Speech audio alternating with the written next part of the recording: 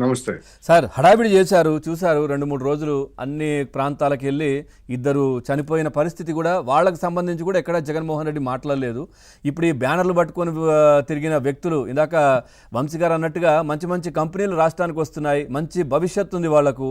ఆ భవిష్యత్తును జగన్మోహన్ రెడ్డి పాడు చేస్తున్నారు. ఇట్లాంటి కార్యక్రమాల్లో వాళ్ళను బ్యానర్లు అట్లాంటివి ఇచ్చి తిప్పించుకొని ఇప్పుడు వాళ్ళు జైలు పాలయ్యారు. ఇక్కడ ఉద్యోగాలు వచ్చే పరిస్థితి ఉండదు కదా.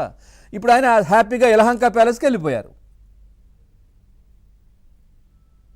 సార్ కోటేశ్వరరావు గారు, సత్తెనపల్లిలో సార్ అదేవిధంగా ఉదయంలో వైసీపీ నిర్వహించినటువంటి కార్యక్రమాల సందర్భంగా జరిగినటువంటి ఉదంతాలని నేను ఏమాత్రం సమర్థించట్లేదు.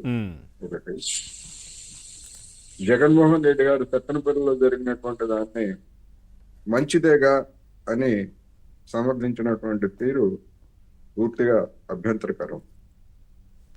ఒక మాజీ ముఖ్యమంత్రిగా ఉన్నటువంటి వ్యక్తి, ఒక పార్టీకి అధినేతగా ఉన్నటువంటి వ్యక్తి ఆ విధమైనటువంటి సమర్థనలకి బహిరంగంగా ఏదైనా ప్రైవేట్ సంభాషణలో ఏం మాట్లాడుకుంటారు, ఏమిటి, ఎవరేం మాట్లాడుకుంటారు, అవన్నీ వాటిని మనం పట్టించుకోకర్లేదు.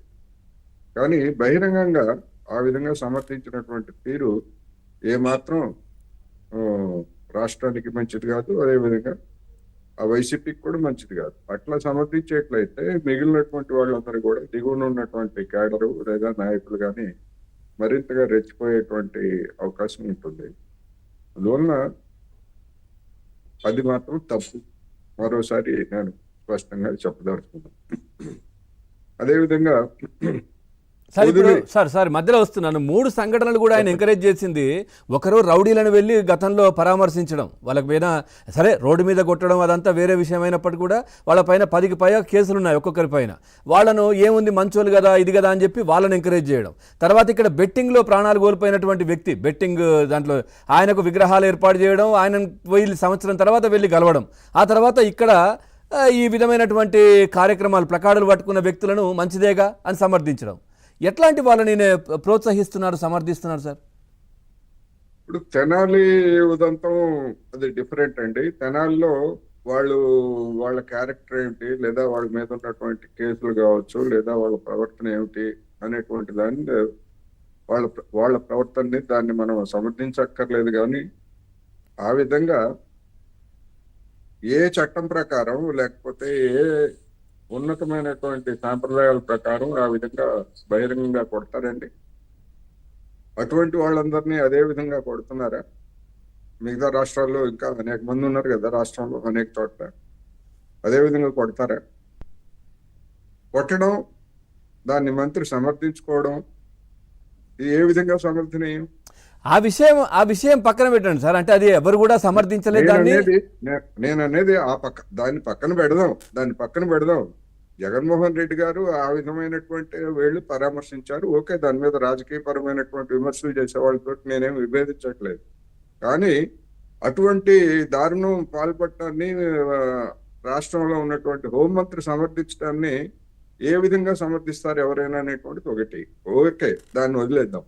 అదేవిధంగా పొదిలి వెళ్ళినప్పుడు అధికార పార్టీ కూడా కొన్ని జాగ్రత్తలు తీసుకోవాల్సినటువంటి అవసరం ఉందనేది నేను ఈ సందర్భంగా చెప్పదలుచుకున్నాను.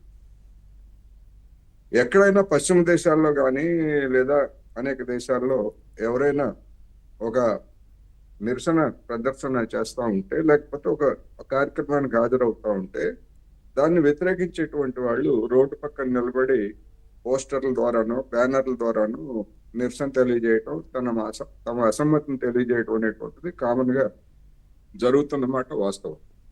అదేవిధంగా జగన్మోహన్ రెడ్డి గారి ఛానల్లో అమరావతి మహిళల్ని ఆ విధంగా తోలనాడినటువంటి చర్యకు నిరసనగా తెలుగుదేశం పార్టీ వాళ్ళు కానీ లేదా మహిళలు కానీ మహిళా సంఘాలు కానీ, పార్టీలు లేవు సార్ అక్కడ, చెప్తున్నా పార్టీలు ఉన్నాయా లేవా అనేటువంటిది నేను అదే చెప్తున్నా. మహిళలు కానీ మహిళా సంఘాలు కానీ ఈవెన్ పార్టీలు కానీ శాంతియుతమైనటువంటి పద్ధతుల్లో నిరసన తెలియజేయడాన్ని నేనేం తప్పు పట్టి. కానీ అక్కడ ఉన్నటువంటి పోలీస్ యంత్రాంగం ఏం చేస్తా ఉంది? పోలీస్ యంత్రాంగం వైఫల్యం కనిపిస్తా ఉంది కదా. వాళ్ళు ఉన్నది జగన్మోహన్ రెడ్డి గారు చెప్పినట్టు 40 మంది ఉన్నారు. ఆ 40 మందిని వాళ్ళకి అవసరమైనటువంటి రక్షణన్నా కల్పించాలి. లేకపోతే దాన్ని ఒకవేళ తమ అదుపు తప్పుతుంది పరిస్థితి అనుకున్నప్పుడు వాళ్ళని కొద్దిసేపు ఆ నిరసన తెలియజేయించి అక్కడి నుంచి సరే disperse అన్నా వీళ్ళంతా వైసీపీ బ్యాచ్ అక్కడ జగన్మోహన్ రెడ్డితో ఉన్న వాళ్ళందరూ పోలీసులనే కొట్టారు సార్. పోలీసులను కొట్టారండి, నేను కాదంటలేదు. పోలీసులను కొట్టడానికి నేనేం సమర్థించట్లేదు. అక్కడ కమోషన్ కి లేదా ఉద్రిక్త రావడానికి దోహదం చేసినటువంటి ఇప్పుడు ఆ మహిళలు పరిస్థితులను సార్ avoid చేయాలని శాంతియుతంగా చెప్తున్నాను. మహిళలు ప్లకార్డులు పట్టుకోనో లేదంటే ఈ విధంగా మీ ఛానల్లో వచ్చింది మీరు సమాధానం చెప్పండి, లేదంటే జరిగింది అనేది అడగడానికి వచ్చారు. గతంలో వాళ్ళ అధికారంలో ఉన్నప్పుడు ఏ విధంగా జరిగింది అమరావతి రైతులపైన ఈ పెట్రోల్ ప్యాకెట్లు, ఒక మాజీ ఎంపీ ఆయన పెట్రోల్ ప్యాకెట్లు కూడా విసిరేశారు సార్.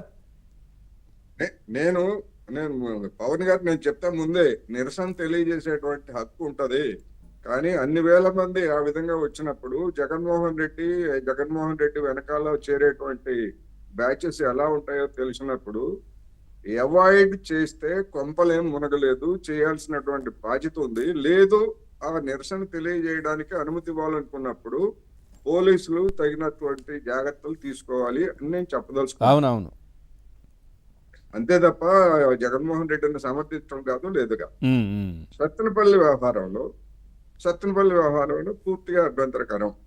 ఒకవేళ ఎవడైనా ఉత్సాహవంతుడైనటువంటి వాడు లేకపోతే జగన్మోహన్ రెడ్డి గారి చేత అభినందనలు పొందాలనుకున్నటువంటి వాడు అలాంటి పోస్టర్లు ప్రదర్శన పెడితే ఆ జిల్లాలో ఉన్నటువంటి నాయకులు కానీ లేదా వాటిని చూసిన తర్వాత అయినా జగన్మోహన్ రెడ్డి గారు అలాంటి వాటిని ప్రదర్శించకూడదని చెప్పేసి డెఫినెట్ గా చెప్పాలి. ఎందుకంటే అవి రెచ్చగొట్టేటువంటి అది పోస్టర్లు. ఉమ్. అది చేయకపోగా ప్రెస్ కాన్ఫరెన్స్ లో దాన్ని ఆయన సమర్థించుకున్న తీరు అభ్యంతరం. అదొకటి, ఇద్దరు చనిపోతే వాళ్ళ గురించి కూడా మాట్లాడాలి కదా సార్ ప్రెస్ కాన్ఫరెన్స్ లో. ఆ ఇద్దరు చనిపోయారు, మాట్లాడలేదు. తర్వాత వాళ్ళు చెప్పేది ఏంటంటే మేము చనిపోయిన అతనికి ఏటుగూరు దగ్గర చనిపోయిన అతనికి 10 లక్షలు ఇచ్చాము, రెండో అతని కుటుంబాన్ని కూడా పరామర్శించి ఏదో సాయం చేస్తామని చెప్పేసి మా నాయకుడు చెప్పాడని చెప్తున్నారు. సరే అది వేరు. దాన్ని నేనేమంటున్నానంటే ఈ విధమైనటువంటి రెచ్చగొట్టేటువంటి దాని మీద పోస్టర్లు పెట్టినటువంటి వాళ్ళ మీద బ్యానర్ల మీద కేసులు పెట్టారు, అరెస్ట్ కూడా అయింది. దీని వెనకాల దీన్ని ప్రోత్సహిస్తున్నారు లేకపోతే దీని అంతా ఒక పథకం ప్రకారం చేస్తున్నారు అన్నటువంటి జగన్మోహన్ రెడ్డి గారికి కనీసం మీరు ఈ విధమైనటువంటి వాళ్ళని ప్రోత్సహించారు, మీడియాలో మీరు బహిరంగంగా దాన్ని సమర్థించారు, ఇది అభ్యంతరకరం. దీని మీద మీ సంజాయిషి ఏమిటని నోటీసు కూడా ఎందుకు ఇవ్వరు? కేసు పెడతారా లేదా తర్వాత సంగతి. ఖచ్చితంగా జగన్మోహన్ రెడ్డి గారికి నోటీసు ఎందుకు ఇవ్వాలి, అది ఇవ్వాలి. ఆ చనిపోయిన దానికి సంబంధించి కూడా ఇవ్వాలి, ఆయనే కారణం. అందుకనే నేను ఏమంటున్నానంటే జగన్ ఇప్పుడు ఇతరుల మీద కేసులు పెట్టండి, తప్పు చేశారు, అందులో ఎలాంటి సందేహం లేదు. కానీ ఆ తప్పు చేయడానికి పదే ఆ విధమైనటువంటి చేయడానికి బాధ్యుడిగా భావిస్తున్నటువంటి జగన్మోహన్ రెడ్డి గారిని మీరు ఎందుకు సంజాయిషి అడగరు? మీరంటే నేను నిజమే ప్రభుత్వం అడగాలి, ఖచ్చితంగా నోటీసులు ఇవ్వాలి.